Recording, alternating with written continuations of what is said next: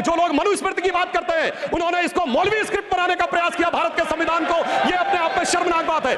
एक विषय मैं लेना चाहूंगा, वो विषय है जो कि संविधान में सर्वाधिक दुरुपयोग किया गया, वो विषय है सेकुलर।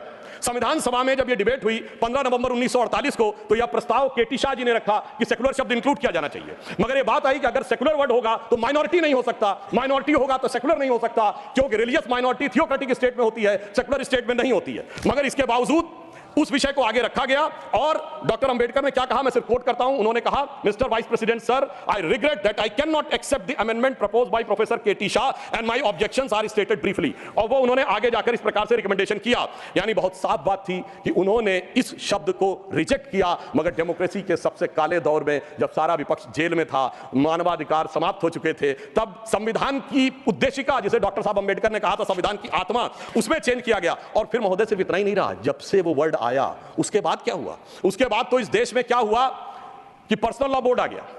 उसके बाद क्या हुआ कि एक ऐसा समय आया कि जब सुप्रीम कोर्ट और शरिया में यह लगा कि मतभेद है, तो इस देश की संसद ने सर्वोच्च न्यायालय के निर्णय को रौंद कर शाहबानो केस में शरिया को सुप्रीम कोर्ट से ऊपर कर दिया। मैं विनम्रता से कहना चाहता हूं, दुनिया के किसी सेकुलर देश में ऐसा कोई एक उदाहरण बता दे तो मैं अपना बयान वापस लेने को तैयार हूं।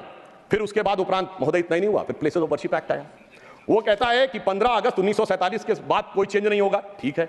मगर महोदय फिर वक्फ बोर्ड एक्ट आया, जो ये कहता है कि कोई समय सीमा नहीं रहेगी। और सूरत नगर निगम पे दावा किस बात पे है कि मुगलों के जमाने में वो सराय थी। तिरुचिरापल्ली के तिरुचुनेरी मंदिर पे इस बात पे है कि अरकाट के नवाब ने दे दिया था। यानी 200 साल 300 साल पहले के सरकारों के वो फरमान जो कि सरकारें किस हिसाब से मानती थी। फिर कम्युनल वायलेंस बिल आया। अब मैं सिर्फ संक्षेप में 10 बिंदु बोलना चाहता हूं। जो लोग आज कहते हैं इस संविधान में उन्होंने क्या किया, मदरसा बोर्ड आया, मुस्लिम पर्सनल लॉ बोर्ड, इन सबको संवैधानिक मान्यता, संवैधानिक संरक्षण प्राप्त है।